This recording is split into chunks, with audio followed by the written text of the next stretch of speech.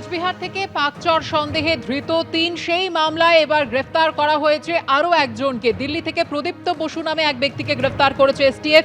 কথা বলবো আমাদের প্রতিনিধি ময়ূক ঠাকুর চক্রবর্তীর সঙ্গে। ময়ূক, দেখো, এটা ফিজিক্যাল সিম কার্ড নিত ইন্ডিয়া থেকে, আর সেই সিম কার্ড গুলো পাকিস্তানের যে সমস্ত লোকজন রয়েছে, আইএসআই এজেন্ট রয়েছে, তাদেরকে অ্যাক্টিভেশন করাতো। এরকমই একটা মারাত্মক মোডাস অপারেন্ডি নিয়ে কাজ করতো। 3 জন এর আগে অ্যারেস্ট হয়েছিল। এবার সেই মামলাতে গতকাল রাতে দিল্লি থেকে প্রদীপ্ত বসু বলে একজনকে অ্যারেস্ট করেছে বেঙ্গল এসটিএফ।